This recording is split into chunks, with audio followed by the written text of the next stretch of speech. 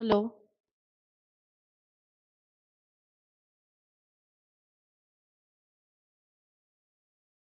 Hello.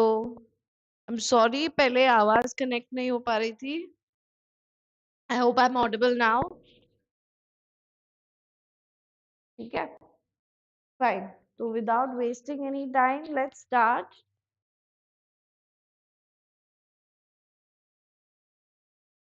Biology से start करते हैं। हमारा ये वेरी इंपॉर्टेंट टॉपिक है आज का, तो जो है वो that is neural control and coordination. ठीक है, यहाँ पे सेट कर लेती हूँ आपके जो भी मैसेजेस है। I be reading them.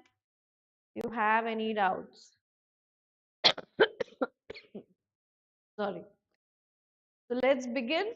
Okay, उसके पहले थोड़ा सा मुझे आपको ब्रीफ भी करना था अबाउट द टॉपिक्स कि कौन से इम्पोर्टेंट चीजें हैं जो हमें इसमें याद रखनी है। आई होप यू रिमेम्बर कि हमारा जो फर्स्ट टॉपिक था इसमें मैंने आपको बताया था कौन सी चीजों को याद रखना है, राइट?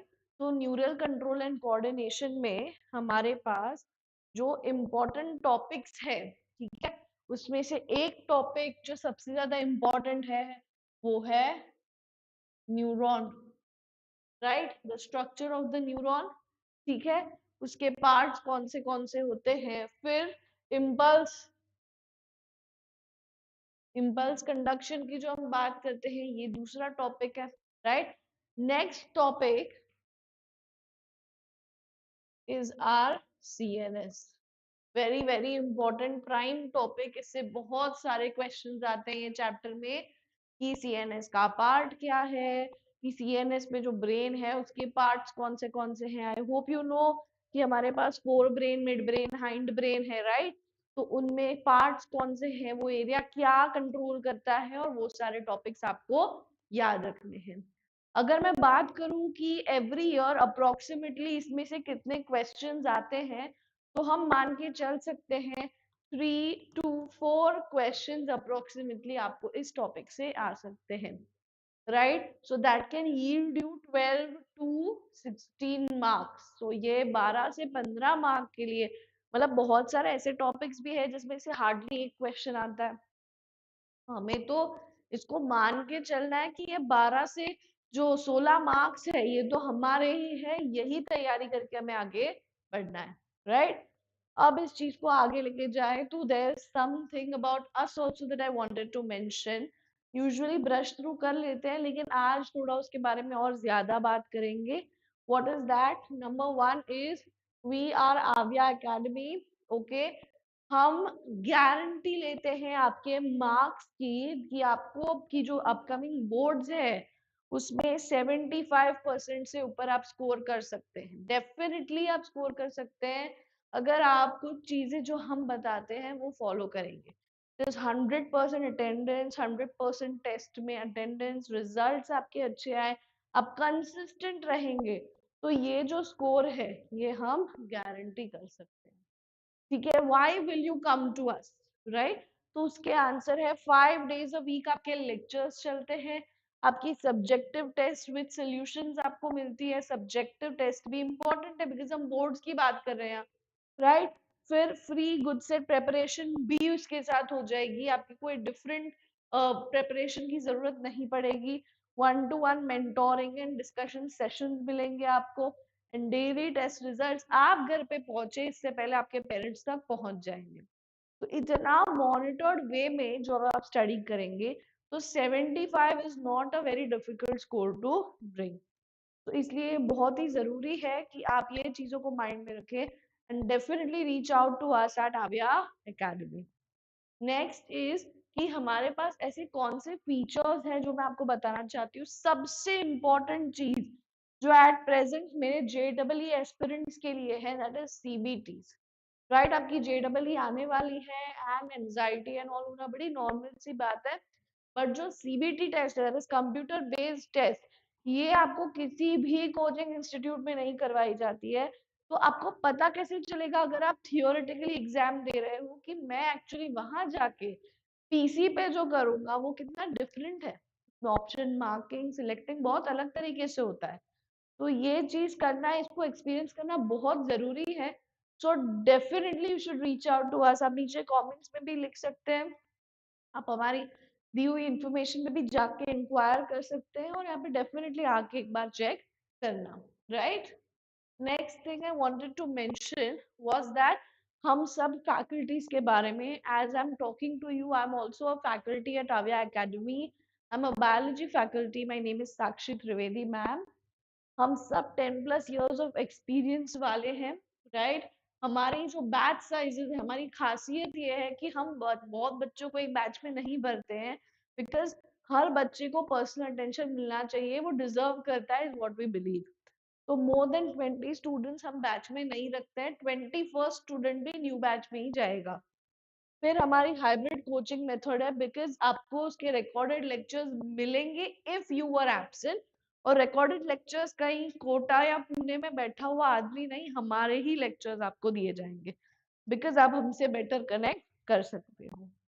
और तो और आप रिफंड पॉलिसी भी है, if you are not satisfied, so that is also thing जो आप रिस्क नहीं कर रहे किसी चीज को। डेली क्विज, ये बहुत ही इंपॉर्टेंट चीज है। डेली क्विज गुजरात तो क्या, पूरे अहमदाबाद में, सॉरी पूरे इंडिया में कहीं पे भी नहीं हो रही है।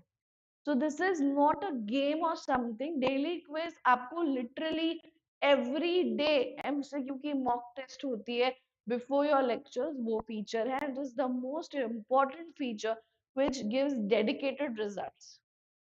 Then you have personal mentorship and doubt solving. ये तो बहुत ही सीधी सीधी बात है कि ये तो होने ही वाला है जब हमें जेडब्ल्यू और नीट की प्रेपरेशन है, राइट। सो ये सारी चीजें हैं। दूसरी चीज, आप अगर एडमिशन लेना चाहते हैं तो it can only be through एनसेट, ठीक है। उसमें आप अगर 8 to 12 के एस्पिरेंट है तो आप ये दे सकते हैं। अगर आपके कोई ब्रदर सिस्टर नेबर जो भी है जो इसमें इंटरेस्टेड हो, उनको आप दिलवा सकते हैं। ये 30 मिनट की ऑनलाइन टेस्ट होती है, इफ नथिंग एंड इफ आपको सिर्फ रजिस्टर करना है तो ये हमारी वेबसाइट है, राइट। तो मैंने आपको सारी इंफॉर्मेशन दे दी है अभी, जो भी रिक्वायर्ड होती है to reach out to us, लेकिन आपको भी थोड़ा हैंड एक्सटेंड करना पड़ेगा जिससे ये आसान हो सकता है, राइट। सो अभी without wasting any time, I'll introduce our faculties to you and then I'll go ahead with the topic. This is Kalpesh sir. Kalpesh sir is a renowned mathematical teacher. He teaches very well and उन्होंने बहुत सारे JEE rankers produce करे हैं। Similarly ये है Amit sir, he is our chemistry faculty. उन्होंने भी बहुत सारे कोचिंग इंस्टीट्यूट्स में पढ़ाया है। हम सब, as I said, 10+ years experience वाले हैं। Sir teachers chemistry really well. Then we have Nandan sir here. He teaches physics. Again, he has a lot of experience and he also produces rank in JEE and NEET. Lastly, I'll talk about myself. I'm Sakshi ma'am and I teach biology. I've produced rankers in NEET over the past 10 years, so I'll be helping you with that as well, right? So let's get on with the topic that we have, neural control and coordination. ठीक है, first come first question से start करते हैं।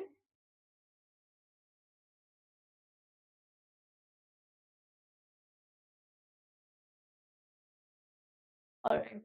So, Schwann cells, synaptic knob, bipolar neurons, multipolar neurons, आपको पता है different different type के neurons होते हैं, राइट। लेकिन Schwann सेल क्या है? सो आई होप यू नो, ये जो हमारा न्यूरॉन है, ठीक है, ये जो हमारा न्यूरॉन है,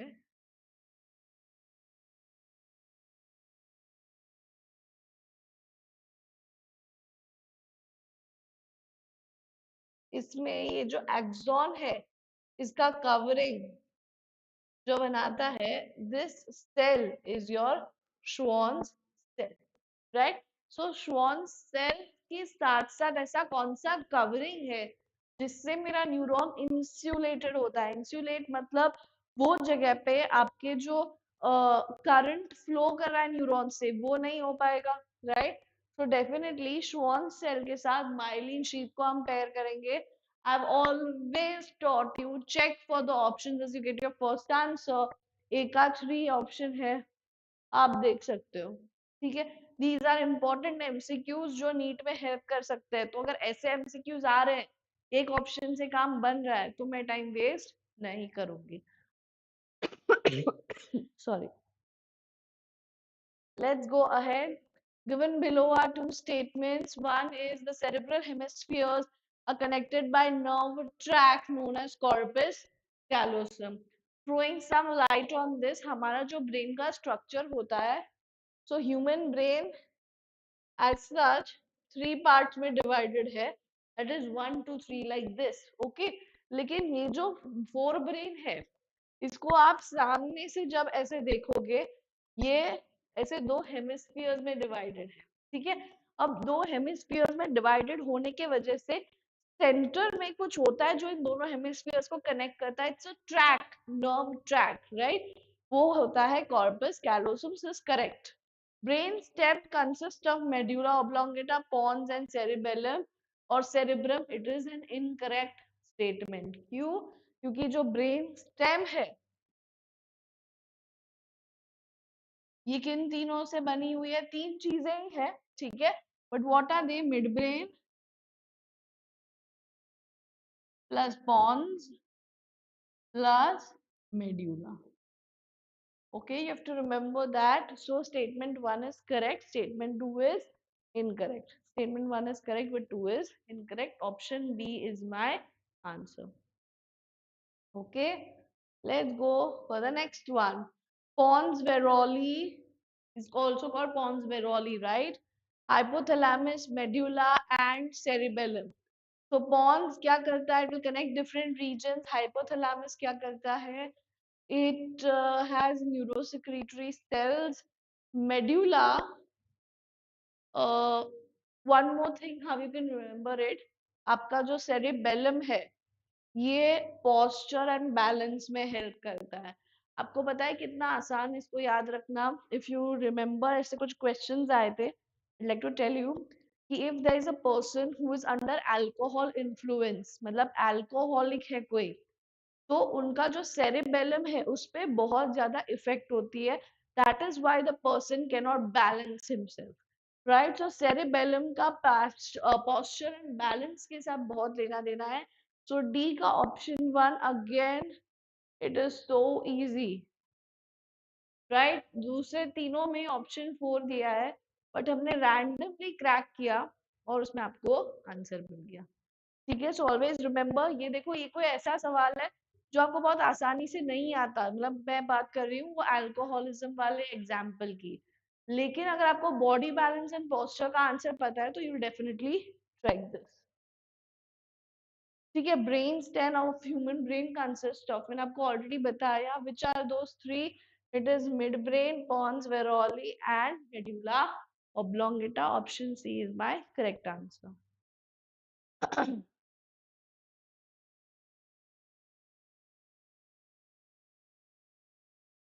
Okay, let's go for the next one. Parts of human brain that help in regulation of sexual behavior, expression of excitement, pleasure, rage, fear, etc. Now, आपके brain में ऐसे दो parts हैं. One is amygdala plus amygdala के साथ और क्या है? Hippocampus.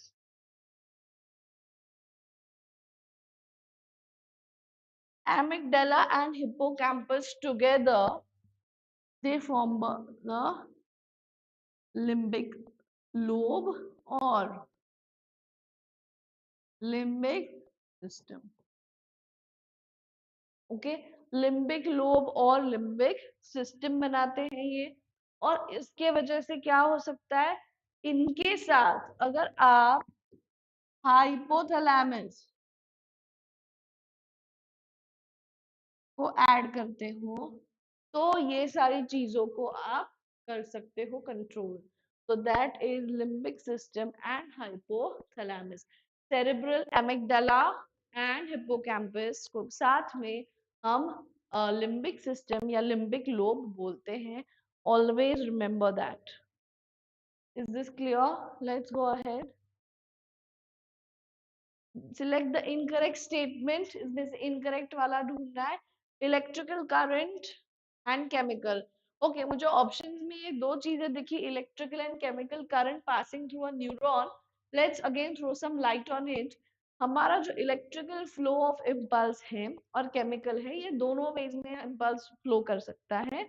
Electrical impulse however travels faster as compare to chemical. लेकिन हमारे बॉडी में जो सबसे ज्यादा कॉमन है is chemical and not electric, right. Chemical signal को भेजने के लिए मुझे न्यूरोट्रांसमीटर्स की जरूरत पड़ती है. इलेक्ट्रिकल सिग्नल्स में न्यूरोट्रांसमीटर्स की जरूरत नहीं पड़ेगी. एक और चीज, केमिकल सिग्नल्स में जो दो post sign pre synaptic and post synaptic जो न्यूरॉन है, इनके बीच में स्पेस ज्यादा होती है as compare to electrical signal वाले न्यूरॉन्स में. ठीक है. So now according to that let's read. Electrical current can flow directly from one to the other across the electrical synapse. This is correct. तो ये अपना आंसर नहीं होगा, हमें तो इनकरेक्ट ढूंढना है ना. Impulse transmission across a chemical is always faster. ये incorrect है. मिल गया answer. Why? Because it is always slower as compared to electrical impulse.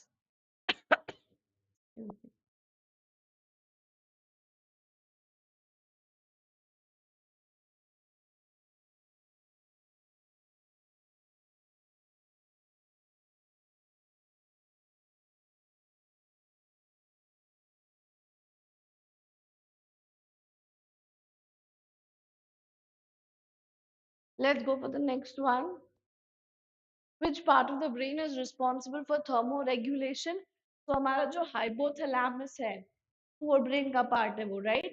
उसके बहुत सारे functions है because it is known as the master of master gland. Always remember hypothalamus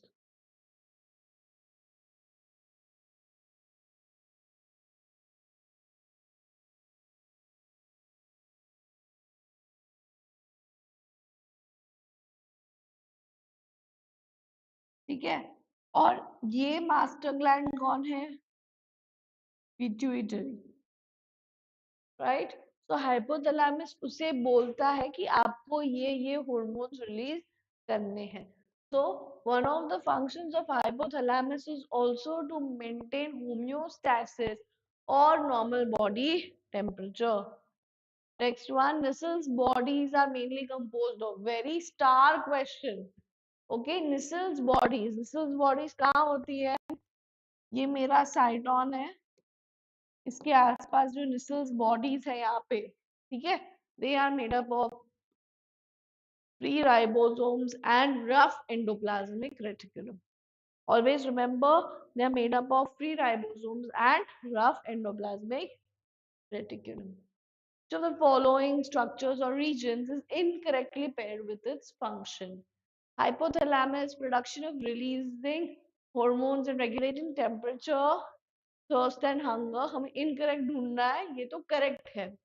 Medulla oblongata controls respiration and cardiovascular reflexes, correct है.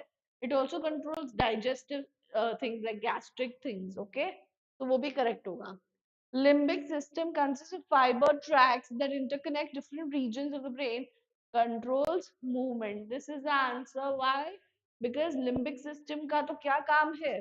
उसका hypothalamus के साथ connect होके क्या कर रहा है वो हमारे body में hunger, thirst या फिर rage, sexual desire, ये सारी चीजों को control कर रहा है, right?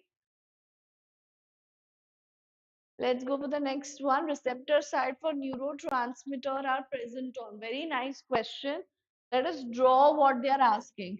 ये मेरा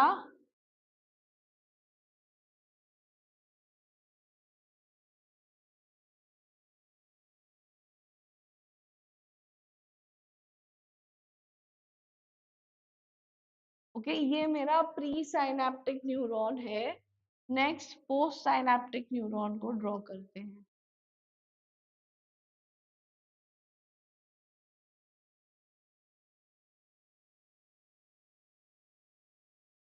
Now, what is the question over here? Receptor sites. इसका मतलब क्या है कि न्यूरोट्रांसमीटर्स को रिसीव करने के लिए मेरे पास क्या है यहाँ पे. तो न्यूरोट्रांसमीटर्स रिलीज कहाँ से होंगे? वो रिलीज यहाँ से होंगे. तो वो रिसीव कहाँ होंगे? वो रिसीव कहाँ होंगे? वो रिसीव यहाँ होंगे. तो ये पोस्ट साइनेप्टिक मतलब साइनेप्स के बाद वाले न्यूरॉन में प्रेजेंट होंगे. So my answer is post synaptic membrane. Always remember the answer is post synaptic membrane. Sending का क्वेश्चन होता कि रिसेप्टर साइट्स ने ट्रांसमिटिंग कहाँ से होता है, तो प्री साइनेप्टिक न्यूरॉन से ट्रांसमिशन होता है. ठीक है. Next, which of the following regions of the brain is incorrectly paired with its function? Number one, medulla homeostatic control, corpus callosum communication, ये correct है.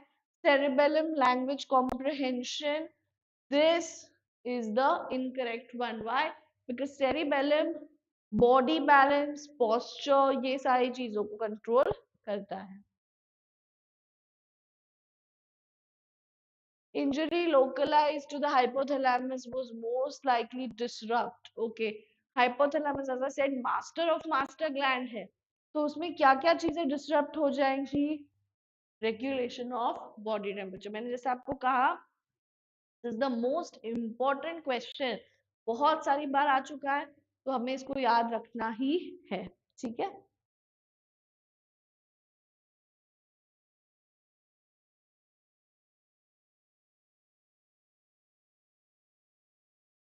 Next, stimulation of a muscle fiber by a motor neuron occurs at. Muscle fibre का stimulation मतलब क्या है पता है? This, let's say this is my muscle.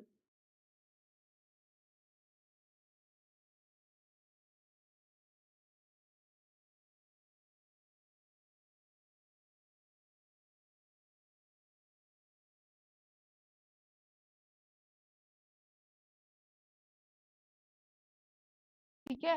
अब बात ये है कि मुझे कोई भी एक्शन करनी है, मतलब कोई भी मोटर फंक्शन करना है. लेट्स से हाथ को यहाँ से यहाँ घुमाना है, तो ये काम करने के लिए भी मुझे मैसेज ब्रेन से आएगा.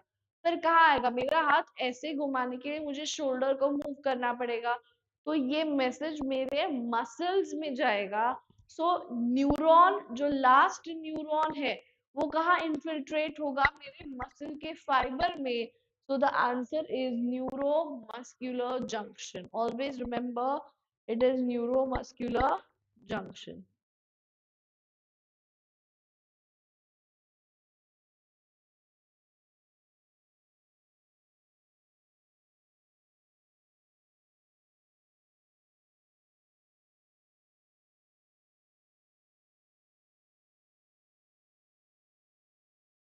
Next. Human hindbrain comprises three parts of which. So देखो, forebrain, midbrain and hindbrain होता है. हमारे brain में, let's say this is the box. Okay, this is forebrain, this is midbrain, this is hindbrain. All right. Forebrain में हमारे पास cerebrum है. ठीक है. Then we have thalamus, then we have hypothalamus. Midbrain में we don't have parts as such.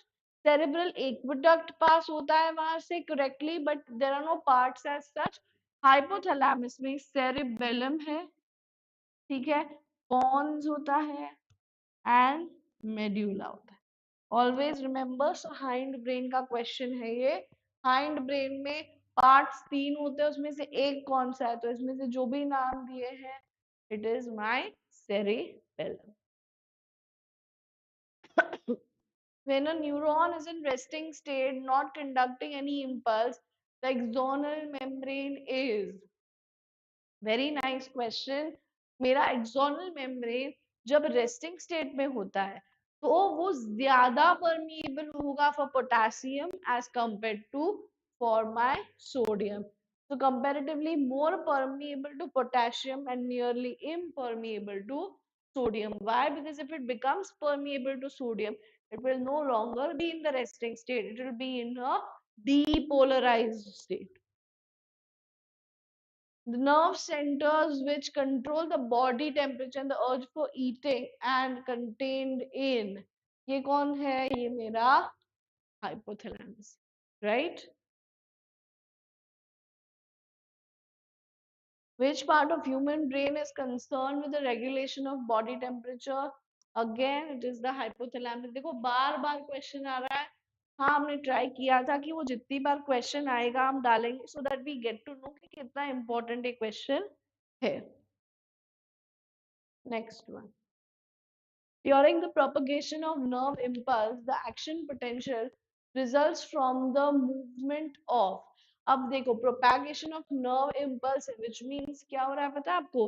हम resting state से कौन से state में जा रहे हैं? Depolarized state। तो इसमें क्या होगा?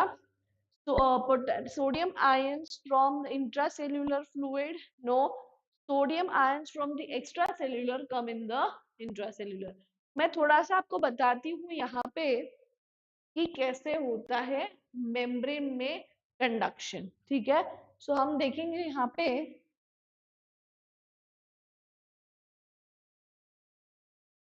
Conduction of nerve impulse, right. Conduction of nerve impulse देखने के लिए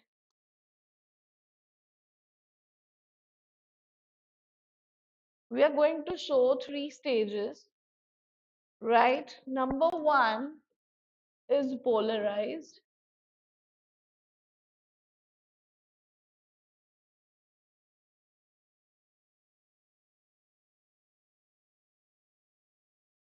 Then you have depolarized. Then you have depolarized.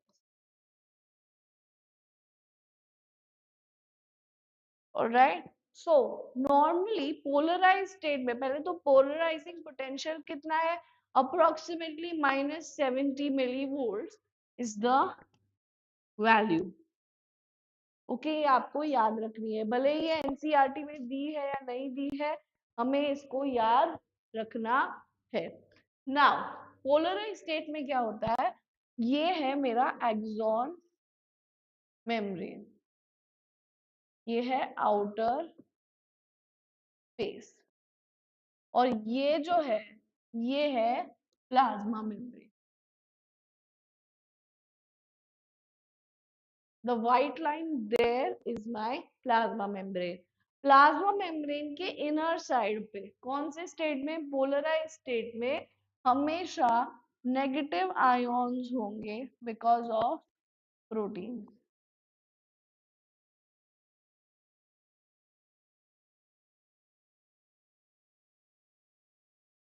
इसमें पोटेशियम भी होगा लेकिन नेगेटिव चार्ज बहुत ज्यादा होगा, और उसके इमीडिएटली बाहर मेरे पास बहुत ज्यादा पॉजिटिव चार्ज होगा बिकॉज मेरे पास बाहर सोडियम बहुत है, ठीक है।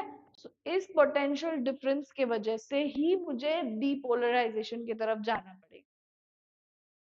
अब जब ये प्रॉब्लम होती है कि कंसंट्रेशन ग्रेडियंट क्रिएट हो गया, अब मेरे लिए बहुत इंपॉर्टेंट है कि मैं ये करूं कि मैं इस चीज को उल्टा कर दूं, राइट, कि मेरे एक्सोनल मेम्ब्रेन के अंदर जो नेगेटिव चार्ज है तो थोड़ा पॉजिटिव कर दूं। तो मैं यहाँ पे ट्राई करूंगी कि ये चार्ज पॉजिटिव हो जाए, पर ये कैसे होगा? जब रैपिड इनफ्लक्स ऑफ कौन आएगा? Sodium,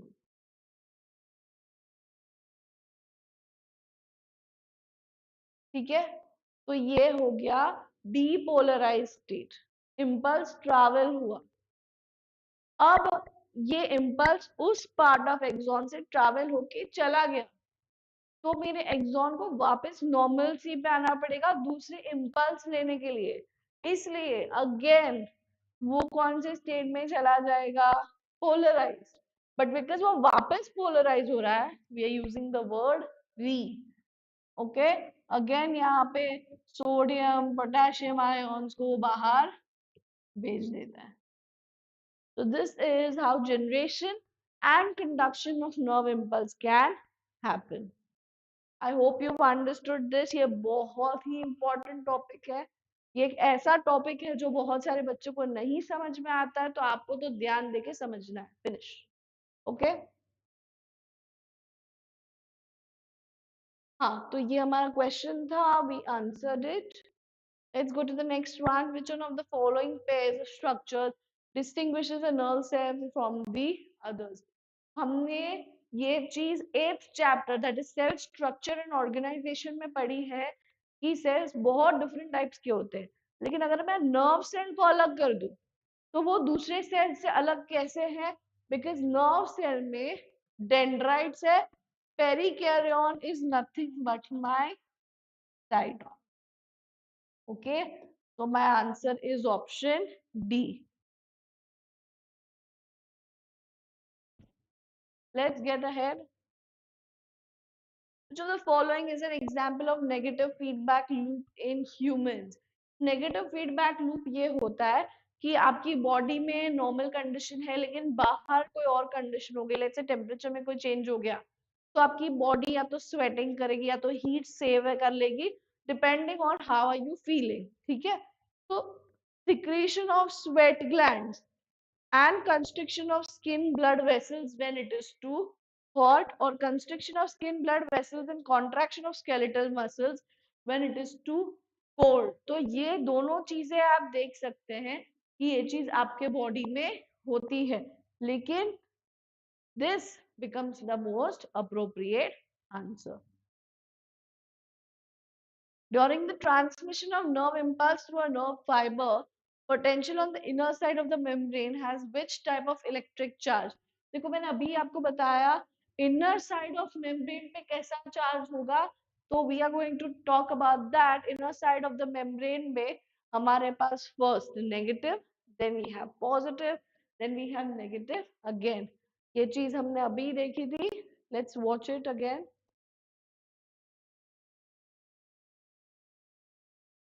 We have first negative,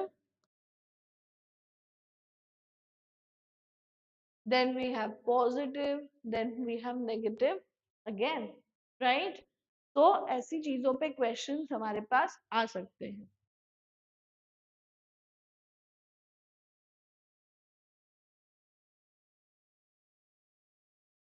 Is this very clear? Do let me know if you have doubts।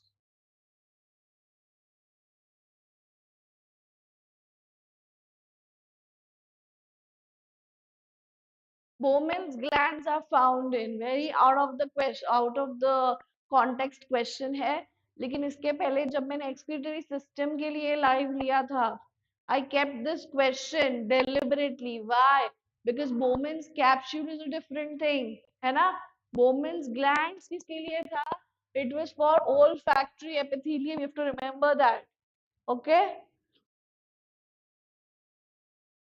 let's go ahead। Which of the following statement is correct? Endocrine glands regulate the neural activity but not vice versa. Neurons regulate the endocrine activity but not vice versa. Uh, Endocrine neural both create the activity and neither of them take care। अच्छा, तो हमारी जो body की controlling की system है, तो एक है न्यूरल सिस्टम और एक है केमिकल, राइट, जो दूसरा चैप्टर है। तो अब न्यूरल सिस्टम मतलब ब्रेन, न्यूरॉन्स एंड सब, देन जो आपकी केमिकल सिस्टम है that takes care of the hormones. तो इन दोनों में से कौन किसको कंट्रोल कर रहा है? तो इसका आंसर मैं आपको देती हूँ, हाइपोथैलेमस। हाइपोथैलेमस क्या कर रहा है? वो मैसेज तो भेजता है ना कि आपको कौन से हॉर्मोन्स रिलीज करने हैं। तो न्यूरल सिस्टम केमिकल को कंट्रोल कर सकता है। तो answer is this. Okay, then when one of the examples of action of the autonomous nervous system is, आपकी autonomous nervous system आपकी पेरिफेरल सिस्टम है, वो ऐसी चीजें कंट्रोल करती है जो आप खुद से कंट्रोल नहीं कर सकते। So the answer is peristalsis of intestine. Peristalsis is the movement of smooth muscles। Always remember that it is the movement of smooth muscles। Okay,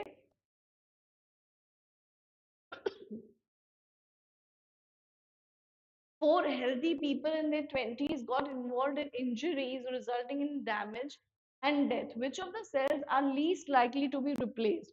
Very nice question। बहुत कंफ्यूज होने की जरूरत नहीं है। एनी विच वेज हमें तो topic का नाम मालूम है, तो हमें पता है सेल कौन सा होगा। बट अगर ऐसा फिर भी नहीं पूछते तो इसमें की क्या है, very least likely to be replace, मतलब ऐसा सेल जो बहुत डिफिकल्ट है रिप्लेस करना क्योंकि वो सेल डिविजन नहीं कर सकता.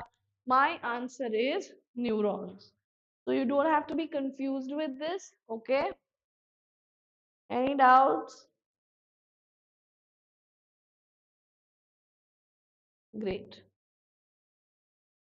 Parkinson's disease, characterized by tremors and progressive rigidity of limbs, is caused by degeneration of brain neurons that are involved in movement control and make use of neurotransmitter what?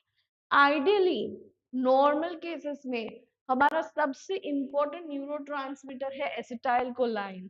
But this is not my answer because जो Parkinson's disease है इसमें instead of acetyl कोलाइन सबसे ज्यादा जो use होता है वो है मेरा dopamine neurotransmitter. Take a hang of this, इसको लिख लीजिए, बहुत इंपॉर्टेंट है ये. हर बच्चा एसिटाइल कोलाइन करके आएगा पर वो हमारा आंसर नहीं है, it is dopamine. In the resting state of the neural membrane, diffusion due to concentration gradients, if allowed, would drive. Very nice question.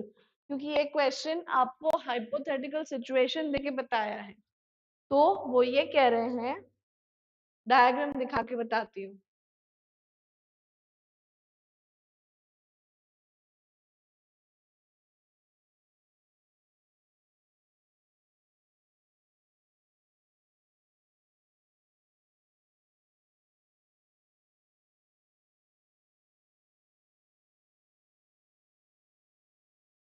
वो आपको ये कह रहे हैं कि यहाँ पे ये जो सिचुएशन है, इस सिचुएशन में अगर ये मेम्ब्रेन में डिफ्यूजन हो सकता, बिकॉज यहाँ पे तो क्लोज्ड है, रेस्टिंग स्टेट है, लेकिन अगर ये रेस्टिंग नहीं होता डिफ्यूजन कैसे भी हो सकता, तो व्हाट वुड हैव हैपेंड. तो आपको पता है कि अंदर नेगेटिव एक्सेसिव है, बाहर पॉजिटिव एक्सेसिव है, तो मेरी बॉडी क्या करना चाहेगी, वो एक इक्वल लेवल पे आना चाहेगी जिसे हम कहते हैं इक्विलिब्रियम करना. तो वो बाहर से पॉजिटिव चार्जेस को अंदर लाना चाहेगी, और इस केस में बाहर हमारा सबसे ज्यादा पॉजिटिव चार्ज किसके है, सोडियम का. सो लेट्स से अगर सिमिलर आंसर है हमारे पास तो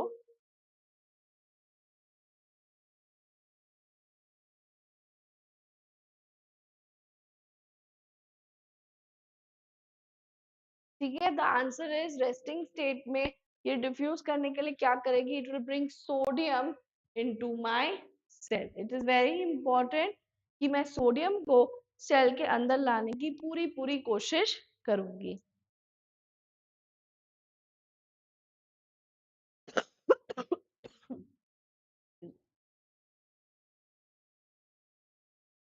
आपको अगर कोई डाउट्स है इस टॉपिक में तो please right that down.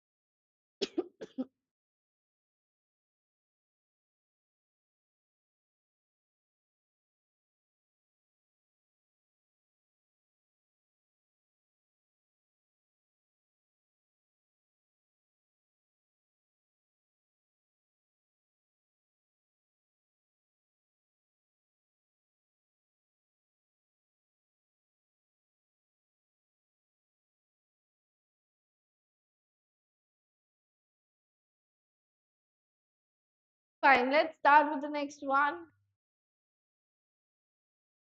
Which of the following is correct for the node of Ranvier in a nerve? Now इसके लिए diagram जरूरी है. Let's see what happens in my neuron.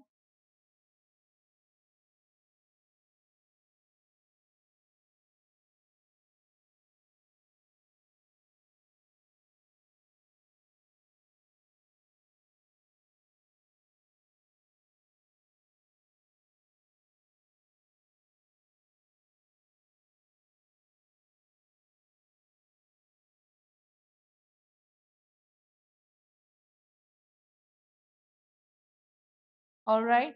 Now ये diagram में let's mark all the parts. This is my cyton, also known as perikaryon. These are my dendrites. ठीक है, यहाँ पे होंगे Nissls granules.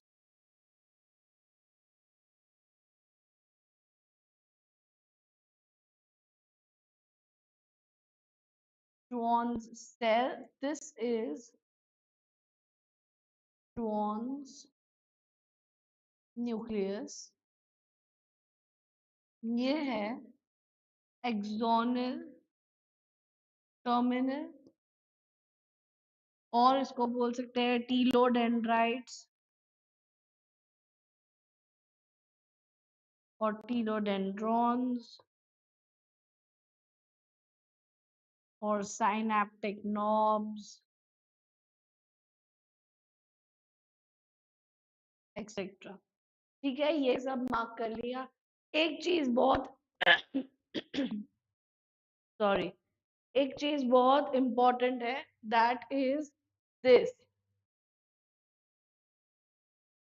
Node of Ranvier. ठीक है. Now the question over here is कि नोड ऑफ Ranvier के लिए कौन सी चीजें लागू होती है इनमें से. Neurilemma is discontinuous. What is neurilemma? It is the plasma membrane of my neuron. It is discontinuous at these nodes. Okay. Second, myelin sheath is discontinuous. Myelin sheath we haven't mentioned. This is myelin sheath. Now the thing is, myelin sheath is made up of fats. So fats से continuous वो sheath है, लेकिन ये जो जगहें है, that is nodes, ये जगह इसलिए कि impulse is going to jump from one node of Ranvier to other. Why? Because ये places insulated नहीं है. करंट को पास करने के लिए इंसुलेशन की जरूरत नहीं है, क्योंकि इंसुलेशन होगा तो करंट वहां से पास नहीं होगा, उसको कंडक्शन की जरूरत है. सो आपका जो यहाँ पे करंट पास होने वाला है, it will pass like this from one node of Ranvier to the other. So myelin sheath वहां पे discontinuous जरूर है. However, let's see other options. It is covered by myelin sheath, absolutely not. And both neurilemma and myelin sheath are discontinuous, no. Neurilemma is a normal plasma membrane which will be present, but myelin sheath will be discontinuous. So this is our answer. All right. Fine. So with this, we end the topic of today, that is neural control and coordination. आपने देखा होगा बहुत सारे similar questions हैं इसमें, especially hypothalamus को लेके, या फिर आपके जो potential difference create होता है, that is neural generation और generation of impulse and conduction में, वो आपको याद रखना है. ऐसे सारे जो important चीजें हैं, टॉपिक्स है, ये आपको लिस्ट करके मैं बता दूंगी. आप हमें जो व्हाट्सएप नंबर मेंशन्ड है, पे आप मैसेज कर सकते हो, डाउट्स पूछ सकते हो, आप यहाँ कमेंट्स में भी डाउट्स लिख सकते हो. And I will see you in the next one. Thank you so much and all the very best.